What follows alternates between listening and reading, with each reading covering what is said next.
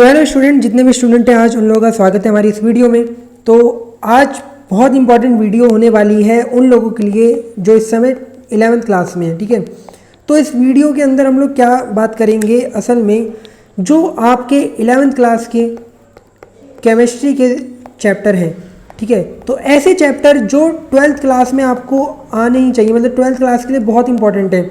तो आज उन चैप्टरों के बारे में बात करेंगे, चाहे आप इंग्लिश मीडियम के हो या आप किसी भी हिंदी मीडियम के स्टूडेंट हो, यानी कि आप सीबीएसई बोर्ड के हो या फिर आप किसी भी स्टेट बोर्ड के हो, चाहे वो उत्तराखंड बोर्ड हो, यूपी बोर्ड हो या अदर स्टेट हो।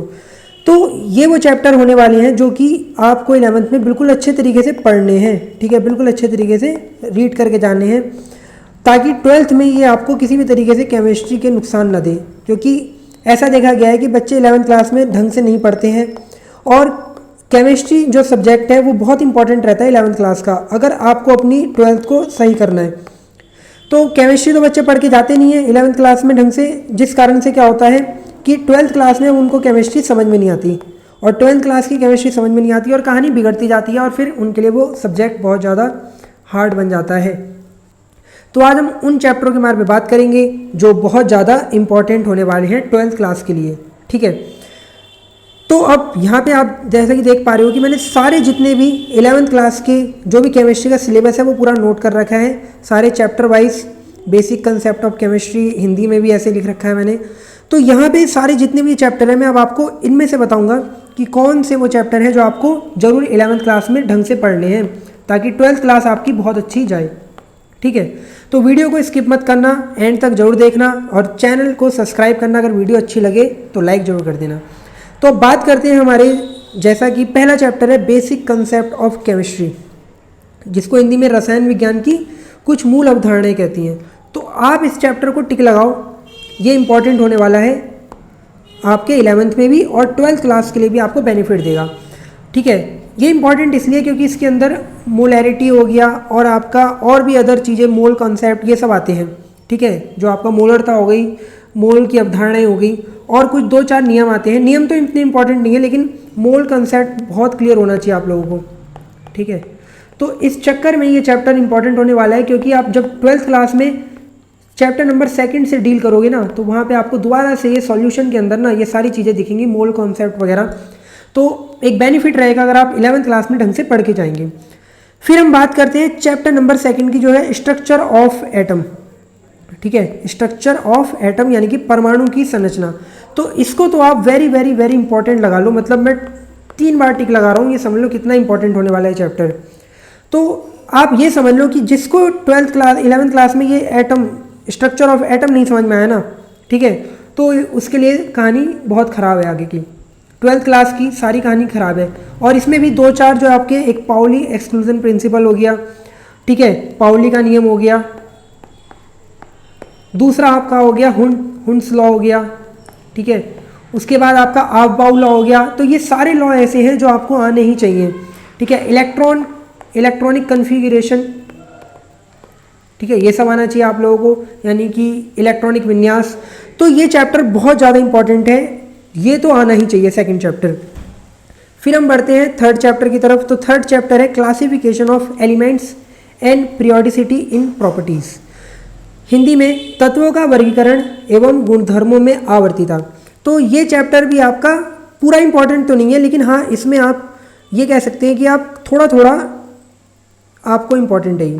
थोड़ा थोड़ा कहाँ इंपॉर्टेंट है, जैसे आपको ये पता होना चाहिए कि जो आपका वर्ग और जो भी आपका दूसरा क्या होता है, आवर्त होते हैं। ठीक है, उसमें यानी कि पीरियड होते हैं, और दूसरा आपका जो क्या कहते हैं, वर्ग होता है। ठीक है, उसमें ट्रेंड जो होते हैं, जैसे रेडियस कहाँ से कहाँ जाने पे कम होती है, बढ़ती है।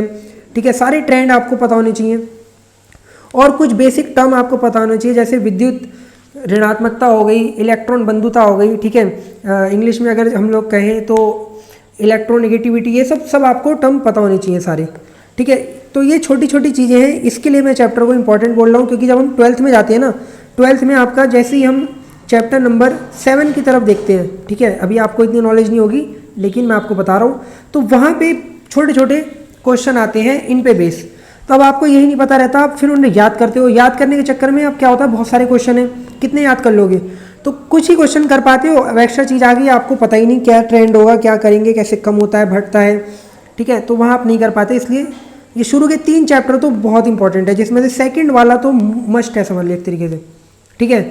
फिर फोर्थ वाला जो आपका है वो है chemical bonding and molecular structure, रासायनिक आबंधन एवं आणविक संरचना, ठीक है।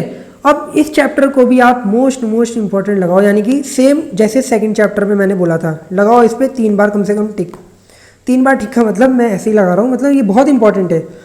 यहाँ पे आप केमिकल बॉन्डिंग सीखते हो कि असल में बॉन्ड कैसे बन रहे हैं, किस किस टाइप के बॉन्ड होते हैं, जैसे आयोनिक हो गया, कोवलेंट हो गया, ठीक है। और इसके बाद आप सीखते हो सबसे मेन हाइब्रिडाइजेशन, जिसको हम लोग संकरण भी कहते हैं हिंदी में, ठीक है।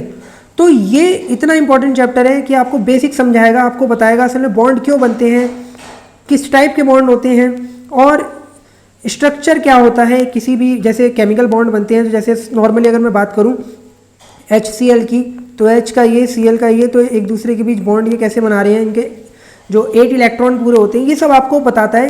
तो यह आपका बहुत इंपॉर्टेंट है, आप अगर जेई के मेंस से देख रहे हो, जेई मेंस के लिए, और अगर आप नीट के लिए देख रहे हो, तो बहुत इंपॉर्टेंट है, मतलब समझ लो एक तरीके से केमिस्ट्री के बेसिक है ये, अगर आपको ये आना ही चाहिए।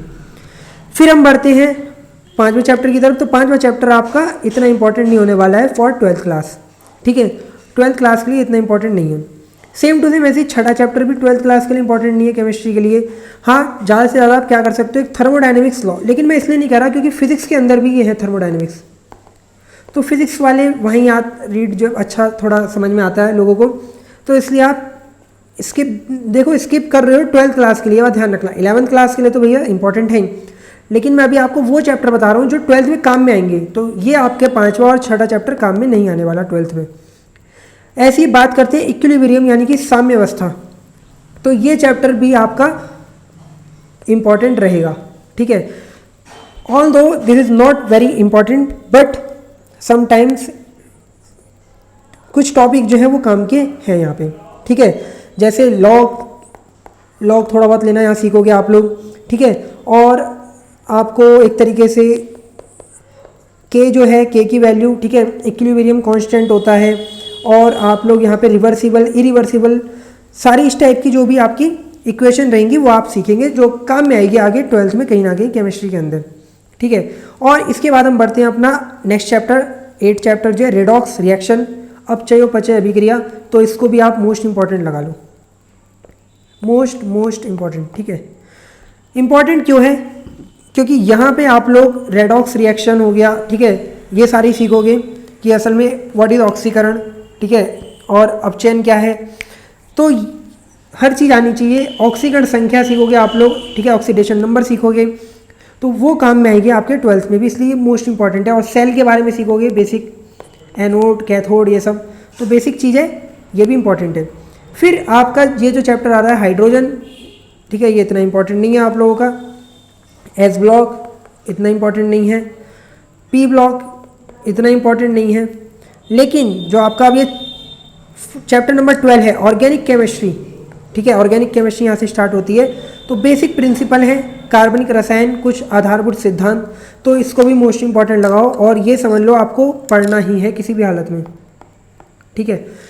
क्यों, क्योंकि ये यहाँ पे आप सीखोगे इनके बेसिक, ठीक है, IUPAC नेम वगैरह, तो ये आप सीखोगे यहाँ पे। और अगर आपको ये नहीं आते सारे बिल्कुल रूल्स इनके, तो आप 12th में ये समझ लो आप बिल्कुल बेकार हो जाओगे, आपको बहुत दिक्कत आने वाली है अगर आप ये चैप्टर नहीं करके जाओगे ये वाला, ठीक है। क्योंकि 12th में चैप्टर नंबर 10 से लेकर 13 तक पूरी ऑर्गेनिक केमिस्ट्री और बहुत ही ज़्यादा अपने में अच्छी है, ठीक है, बहुत ज़्यादा ध्यान लगाना पड़ता है।